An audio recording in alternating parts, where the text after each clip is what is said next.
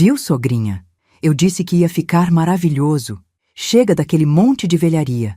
Agora sim a casa tem meu estilo, um ar mais moderno, mais limpo. A voz da minha nora, Heloísa, ecoava na sala vazia, um veneno doce que me paralisava por dentro. As paredes brancas e frias gritavam a ausência das minhas fotos, dos meus bordados, da minha vida. Meu nome é Alice, e naquele dia, aos 72 anos, eu fui expulsa da minha própria história sem dar um passo para fora de casa. Foi um apagamento silencioso e cruel. O que você faria no meu lugar? Ouça minha história até o fim e me diga. O que você teria feito? Também me deixe saber de qual cidade você está me ouvindo. Preciso saber que não estou sozinha nisso. Se quiser ouvir mais histórias como esta, inscreva-se no canal. Meu filho, Fábio, estava parado num canto, encolhido, sem coragem de me encarar.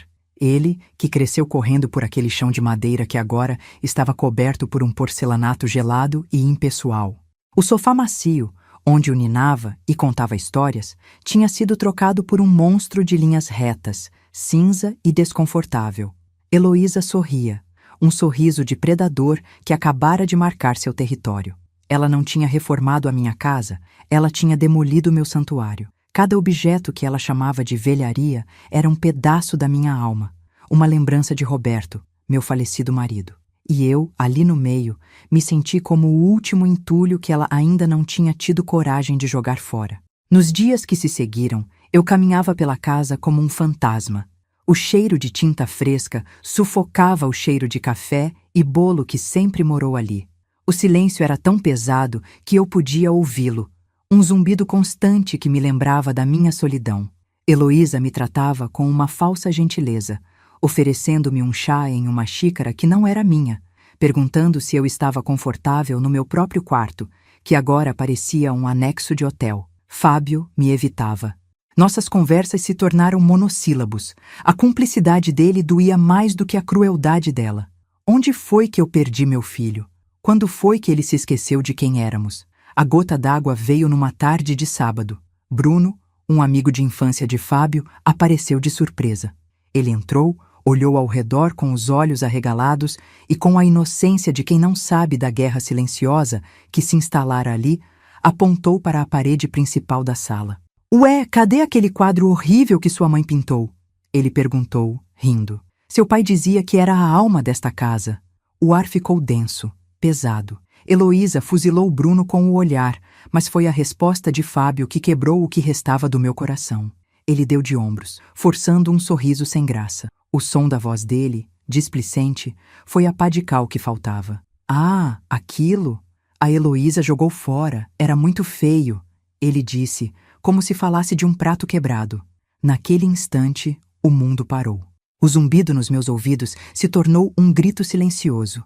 Não era um quadro horrível, era uma paisagem que eu pintei para Roberto nas nossas bodas de prata. Minhas mãos tremiam, mas não de fraqueza. Era uma raiva fria, uma dor tão profunda que se transformou em outra coisa, algo duro como aço. Aquela tela não era um objeto, era a última promessa de amor do meu marido. Era a prova de que, um dia, eu fui a rainha daquele lugar, e meu próprio filho a entregou para ser jogada no lixo. Naquela noite não consegui dormir. Cada canto da casa me lembrava do suor de Roberto. Nós construímos este lugar com as nossas próprias mãos, tijolo por tijolo. Ele, um pedreiro de mãos calejadas e sorriso fácil. Eu, uma costureira que remendava sonhos. Abrimos mão de tudo para dar a melhor educação para Fábio. Nosso suor está em cada tijolo desta casa, mas é para o futuro do nosso menino. Roberto sempre dizia, com um orgulho que mal cabia no peito. E agora, o futuro dele era um presente onde eu não tinha mais espaço. A ingratidão dele era uma ferida aberta que latejava com cada memória que me vinha à cabeça. O quadro. Lembro-me do dia em que o entreguei a Roberto. Ele olhou para aquela pintura amadora, com suas cores tortas e perspectiva falha, como se estivesse diante da obra mais valiosa do mundo. Seus olhos brilharam. Ele mesmo fez a moldura, com restos de madeira boa que guardava na oficina. E o pendurou ali, na parede principal, no lugar de maior honra da casa. Todos os que nos visitavam ouviam a mesma frase, dita com a boca cheia de orgulho. Esta é a alma da nossa casa, o coração da minha Alice na parede. Como Fábio pôde se esquecer disso? Como pôde permitir que a alma da nossa casa fosse tratada como lixo? No dia seguinte, tentei conversar com Heloísa. Com a voz embargada, perguntei sobre o quadro. Ela me olhou com um desprezo disfarçado de paciência. Ah, Alice, por favor, não vamos começar com esse drama. Era só um quadro velho, manchado. Você está exagerando. A casa precisava respirar, precisava de luz. Aquilo só juntava poeira e tristeza. Ela me tocava no braço, um gesto que deveria ser de consolo, mas que queimava como brasa.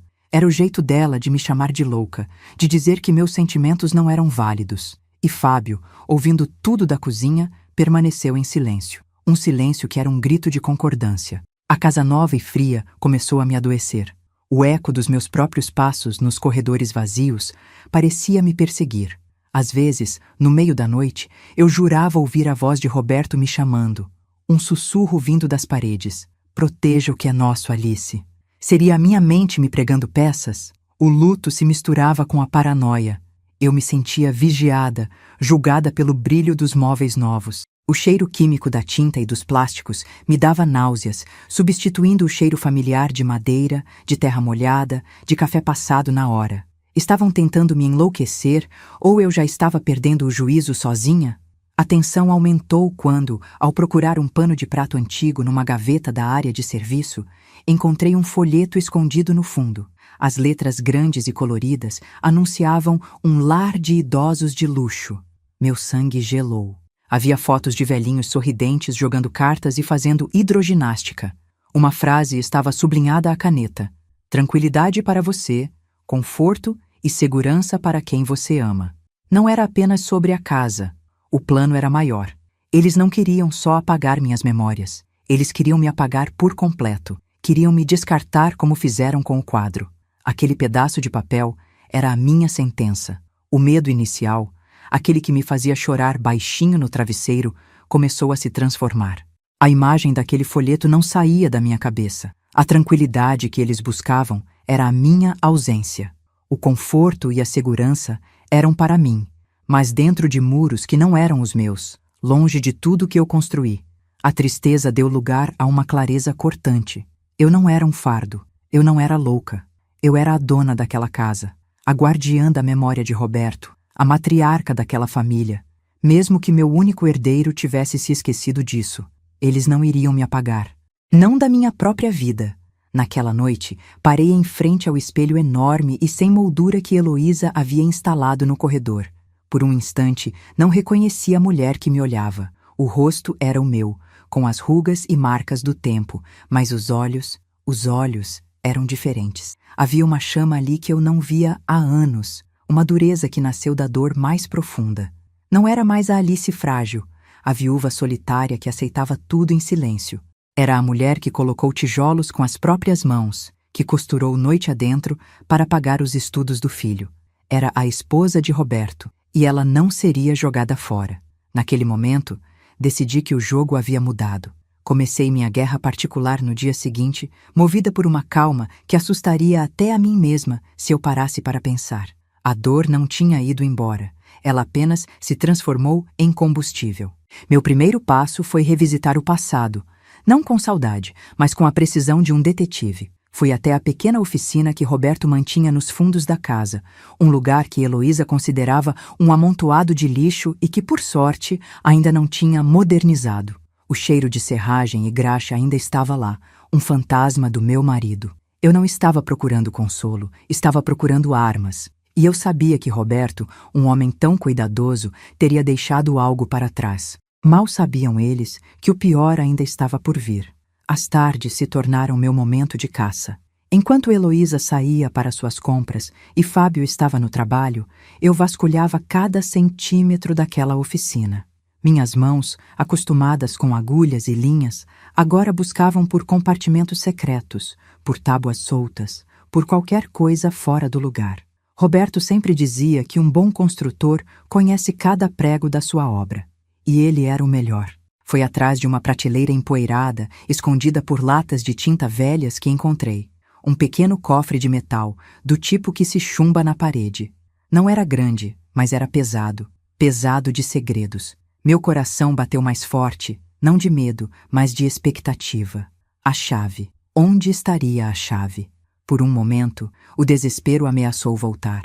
Mas então me lembrei de uma conversa boba que tivemos anos atrás, rindo sobre esconderijos. O lugar mais seguro é o mais óbvio, meu bem.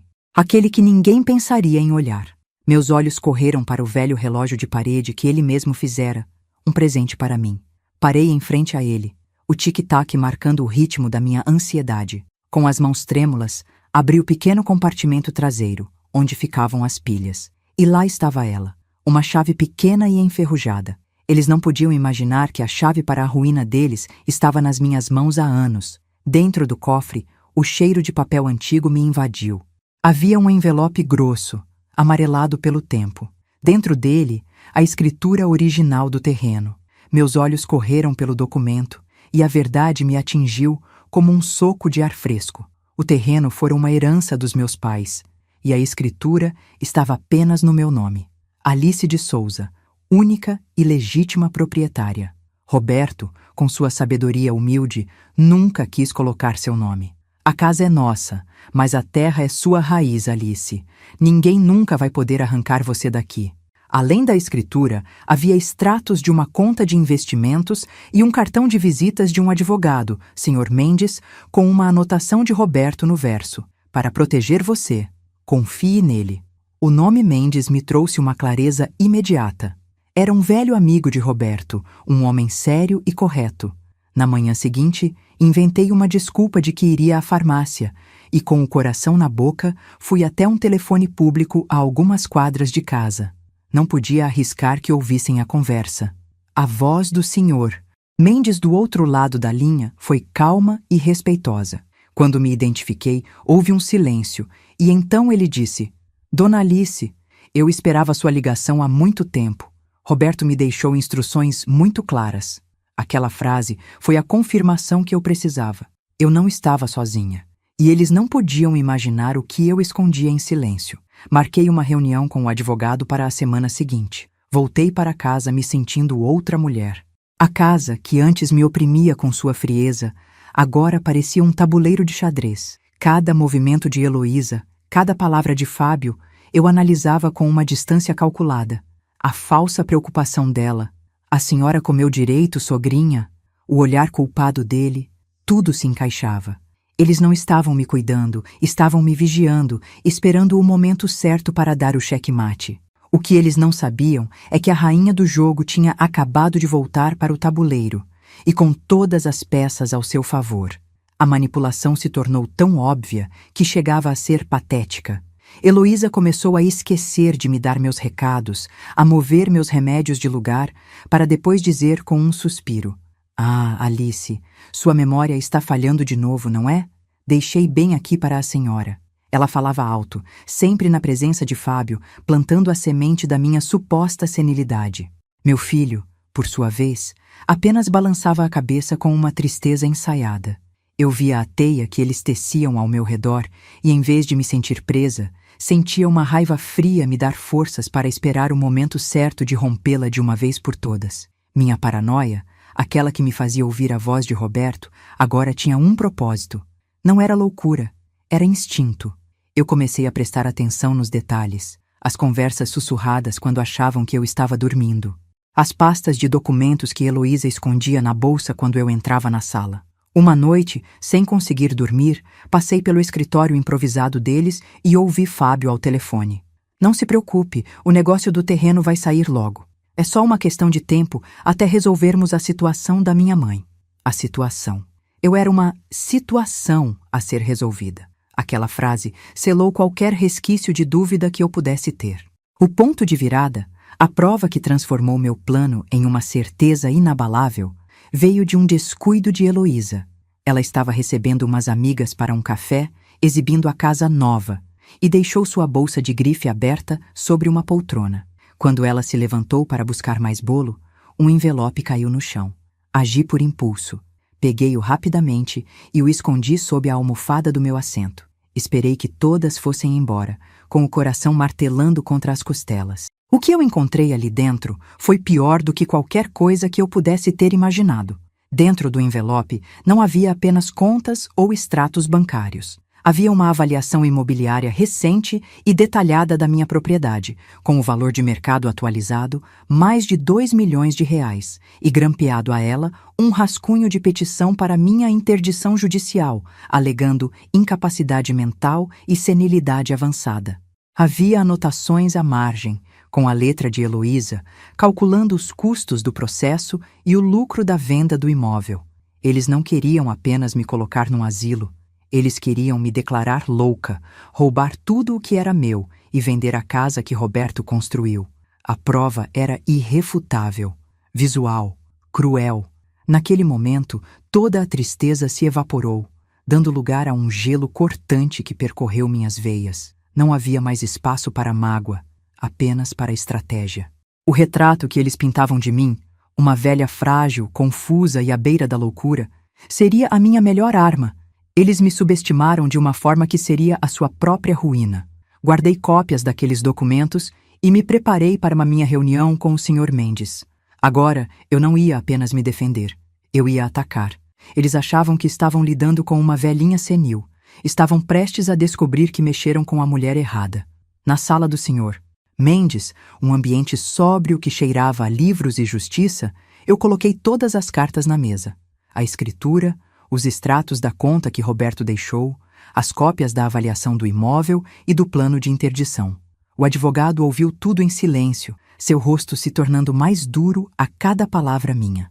Quando terminei, ele apenas ajustou os óculos e disse: Dona Alice, Roberto sempre soube que o maior tesouro que ele deixou não foi o dinheiro, mas a sua força. Vamos fazer exatamente o que precisa ser feito, e vamos fazer do seu jeito. Senti um alívio imenso. A primeira vez em meses que não me sentia completamente sozinha na batalha. Meu plano era simples e devastador. Primeiro, o Sr. Mendes preparou uma notificação extrajudicial de despejo, me dando o poder de expulsá-los da minha casa a qualquer momento que eu escolhesse. Segundo, usando uma parte do dinheiro que Roberto deixou, contratei em segredo um artesão para recriar o quadro A Alma da Casa, a partir de uma fotografia antiga que eu guardava. Seria o símbolo da minha retomada. E terceiro, a parte mais difícil, mas necessária. Demos entrada nos papéis para redigir um novo testamento, um testamento que eles nunca esperariam. Nele, eu deserdava Fábio. A lei permitia, em casos de ingratidão e abandono, e o plano de interdição era a prova cabal disso. Todo o meu patrimônio, a casa, o terreno, os investimentos, tudo seria destinado a uma fundação com o nome de Roberto, criada para amparar idosos abandonados por suas famílias. Meu legado não seria a fortuna que eu deixaria para um filho ingrato, mas a justiça que eu faria em nome de tantos outros que, como eu, foram descartados. Eles não teriam um centavo do suor do meu marido. O Sr. Mendes me alertou que o confronto seria feio.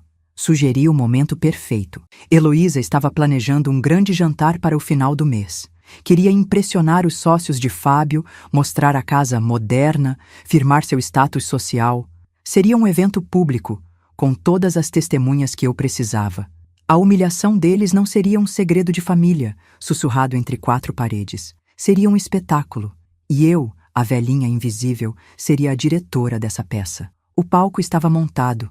Nos dias que se seguiram, mergulhei no meu papel. Tornei-me mais esquecida, mais frágil. Deixava xícaras caírem, perguntava a mesma coisa várias vezes, andava pela casa com o olhar perdido. Via a satisfação nos olhos de Heloísa, a impaciência disfarçada de pena nos de Fábio.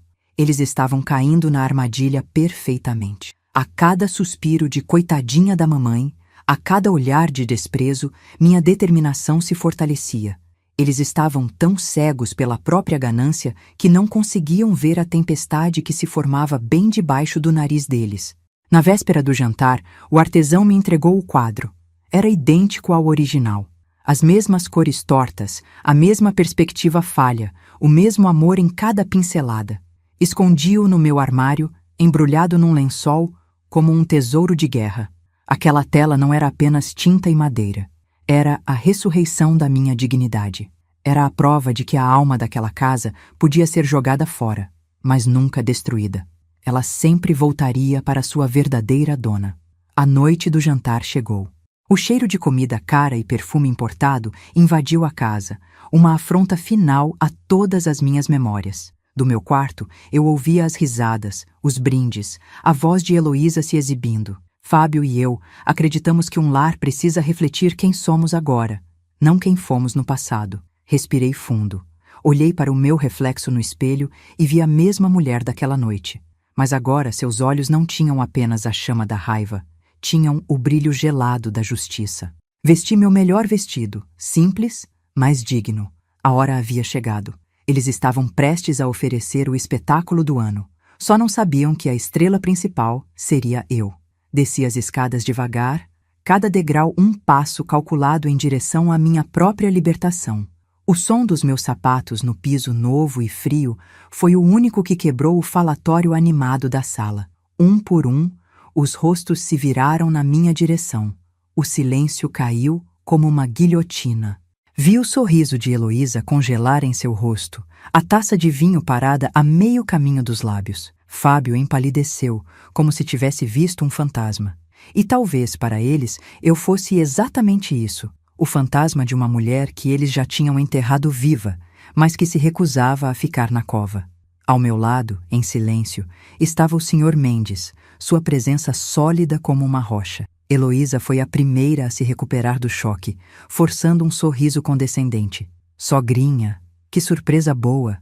Venha, junte-se a nós. Pensei que estivesse indisposta. Sua voz era um mel envenenado, uma tentativa de me pintar como a velhinha confusa que invadia a festa dos adultos. Ela tentou me pegar pelo braço, mas eu me afastei com um movimento suave, porém firme.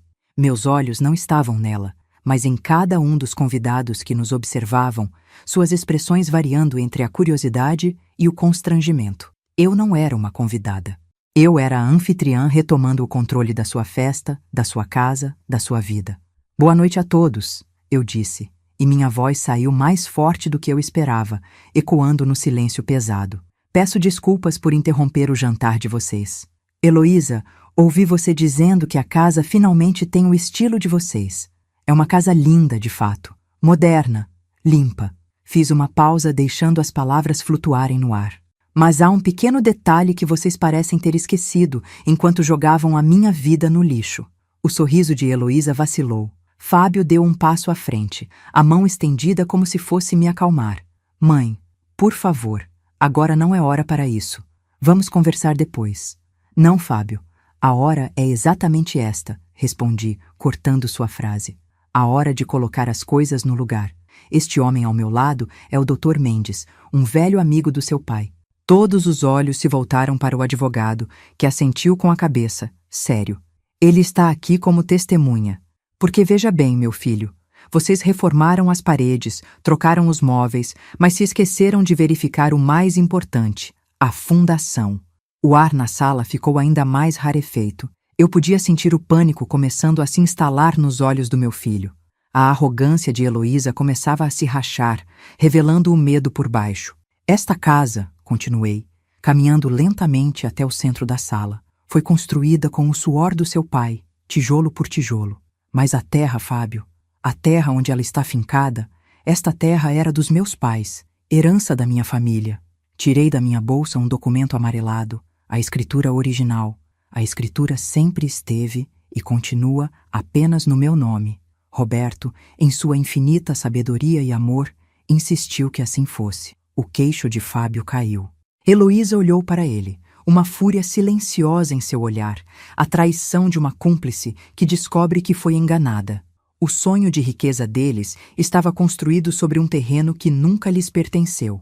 O silêncio na sala era total, quebrado apenas pelo som de um garfo caindo no prato de um dos convidados. Ninguém ousava respirar. Vocês me trataram como um objeto velho e inútil, eu disse, minha voz agora embargada por uma dor que se transformara em aço. Um estorvo a ser removido para que pudessem desfrutar da herança. Mas vocês foram gananciosos demais, apressados demais. Olhei diretamente para Heloísa. Vocês não queriam apenas a casa. Vocês queriam tudo. E para isso, precisavam que eu não existisse mais. O Sr. Mendes deu um passo à frente, segurando um envelope branco e selado. O que sua mãe está dizendo, Fábio, é que ela tem em mãos a prova do plano de vocês para interditá-la judicialmente, alegando senilidade para vender a propriedade. Um murmúrio chocado percorreu a sala. Os sócios de Fábio o encaravam com uma mistura de incredulidade e desprezo. A máscara social de Heloísa se desfez completamente, revelando um rosto contorcido de ódio. Isso é um absurdo! Ela está louca, inventando coisas! Ela gritou, sua voz esganiçada. Louca? Repeti, com uma calma que a aterrorizou. Eu estava louca de tristeza, de solidão. Mas vocês, com a crueldade de vocês, me curaram. Vocês me deram um propósito. Peguei o envelope das mãos do Sr. Mendes e caminhei até meu filho. Seus olhos, antes cheios de pena fingida, agora estavam arregalados de pânico. Ele não conseguia me encarar. Estendi o papel. Isto é para vocês, eu disse. É uma notificação extrajudicial. Vocês têm 30 dias para retirar seus pertences da minha casa. Então olhei para Heloísa, que me fuzilava com o olhar, e completei para que todos ouvissem. Vocês tiraram a alma desta casa, mas a dona do corpo ainda sou eu. Fábio pegou o papel com as mãos trêmulas, como se ele queimasse. Ele olhou para o documento, depois para mim, o desespero tomando conta de seu rosto. Mãe, não. A senhora não pode fazer isso. Ele sussurrou, a voz quebrada. Aquele era o som da derrota, o som de um homem que finalmente entendia a dimensão do abismo que ele mesmo cavou.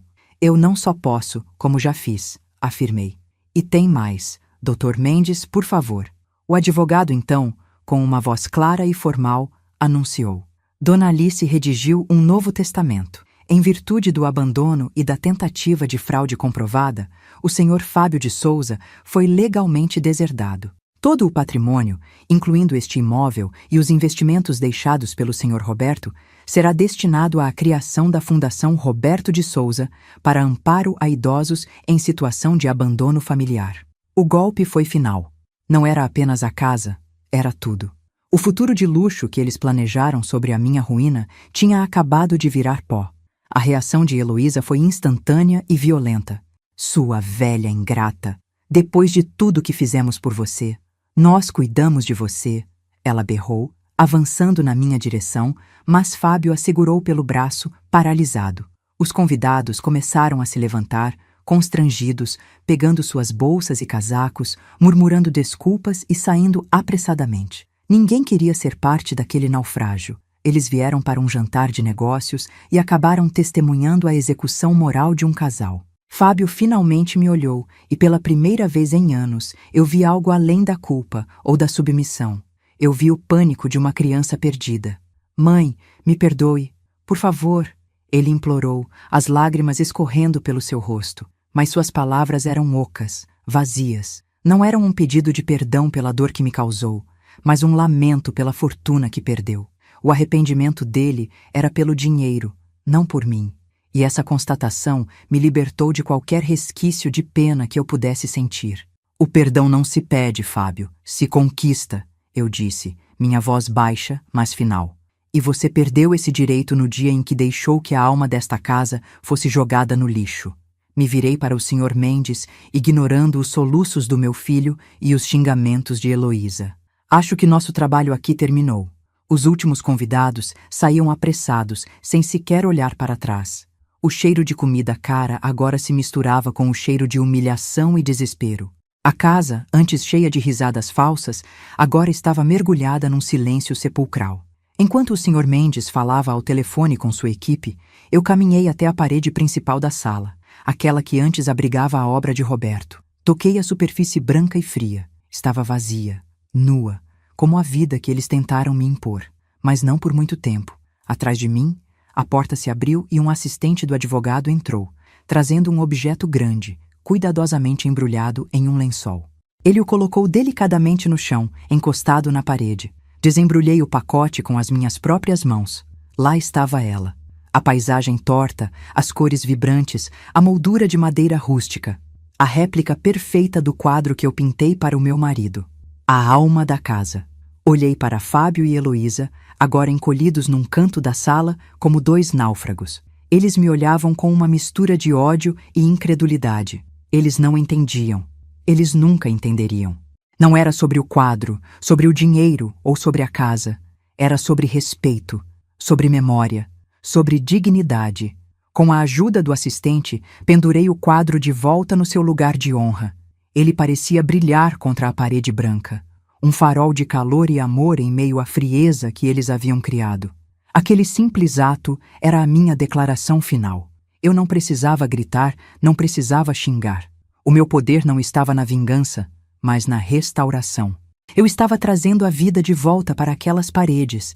Eu estava desfazendo o apagamento, pincelada por pincelada, lembrança por lembrança. A sala, agora, parecia diferente. O quadro na parede transformou o ambiente. Não era mais o showroom frio de Heloísa. Era novamente a minha casa. A casa de Alice e Roberto. Olhei uma última vez para os dois. Fábio chorava em silêncio, um homem quebrado. Heloísa me lançava um olhar que prometia uma guerra que ela já tinha perdido. Não senti nada. Nem ódio, nem pena. Apenas um vazio pacífico. A justiça não era barulhenta. Era o silêncio que se instalou depois que a tempestade passou. Virei as costas para eles e subi as escadas, deixando-os para trás no meio dos destroços do seu próprio castelo de areia. O tic-tac do relógio antigo, que eu salvara da limpeza, parecia me dar as boas-vindas. Naquela noite, pela primeira vez em meses, eu não ouvi a voz de Roberto me chamando em sussurros. Não precisei. Eu sabia que ele estava ali, sorrindo para mim do coração da nossa casa, da alma que eu tinha acabado de resgatar do lixo e colocar de volta no seu devido lugar. A guerra tinha acabado, e a rainha, finalmente, estava de volta ao seu trono. O silêncio que se seguiu à partida dos últimos convidados não era o mesmo silêncio opressor de antes. Era um silêncio de paz, de espaço reconquistado. Subi para o meu quarto e, pela primeira vez em muito tempo, a casa não me pareceu um mausoléu frio, mas um corpo adormecido que começava a despertar.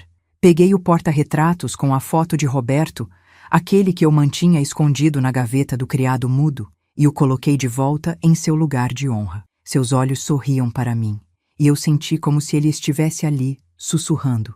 Você conseguiu, minha Alice. Você protegeu o que é nosso. A batalha havia terminado, e o território, enfim, era meu por direito e por mérito. A noite foi a primeira em que dormi profundamente, sem pesadelos, sem fantasmas. Na manhã seguinte, a casa parecia um campo de batalha após a trégua. A mesa de jantar ainda tinha os restos da festa fracassada, um monumento à arrogância deles. Fábio e Heloísa desceram as escadas com os olhos inchados, evitando me encarar.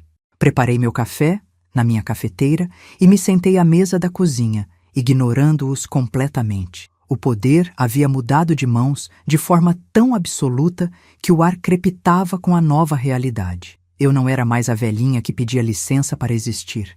Eles eram os invasores aguardando a sua ordem de despejo. O silêncio deles não era mais uma arma de desprezo contra mim.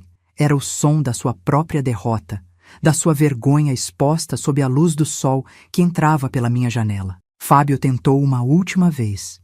Ele me encontrou na cozinha, a voz embargada, o rosto um mapa de desespero. Mãe, nós podemos conversar? Por favor, não precisa ser assim. Podemos consertar isso. Olhei para ele, não com raiva, mas com uma clareza fria.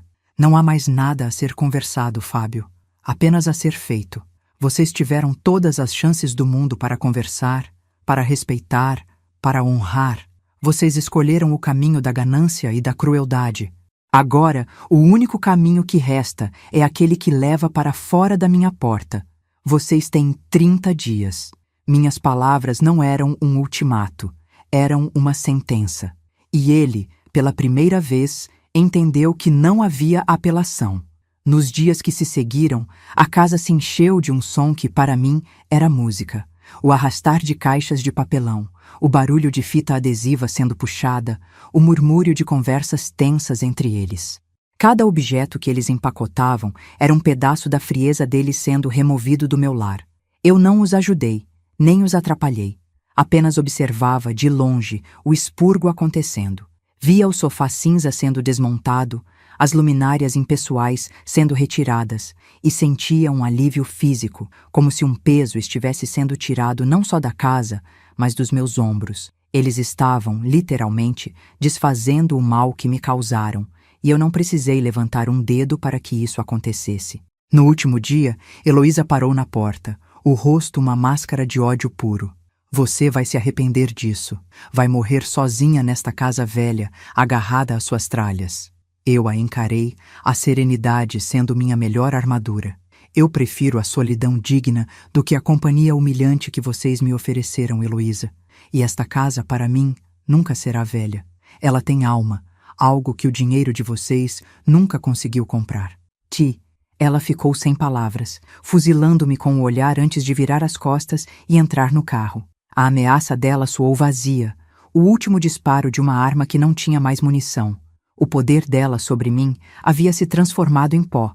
O caminhão de mudanças partiu, levando não apenas móveis, mas o peso de anos de opressão, de desprezo, de invisibilidade. Quando fechei a porta atrás deles, o som do trinco foi o ponto final mais satisfatório da minha vida. Respirei fundo. O ar da casa já parecia mais leve, mais puro.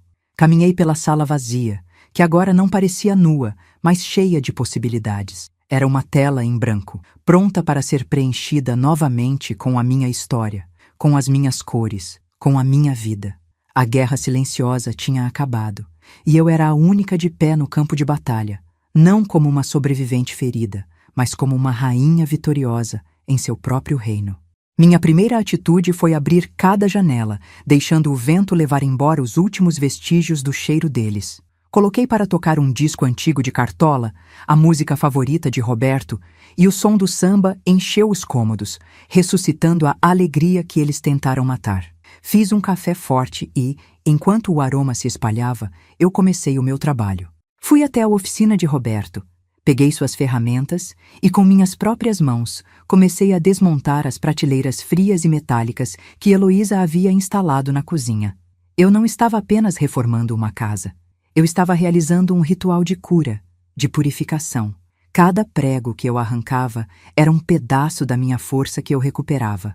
Uma semana depois, eu estava novamente no escritório do Sr. Mendes, não como uma vítima buscando ajuda, mas como a fundadora de um legado. Assinamos os papéis finais para a criação da Fundação Roberto de Souza. O processo estava em andamento. Meu sofrimento não seria em vão. Ele seria transformado em amparo para outros idosos que, como eu, conheceram o gosto amargo do abandono. A casa, depois que eu me fosse, não seria um prêmio para a ganância, mas um abrigo para a dignidade. Aquela foi a minha verdadeira vitória.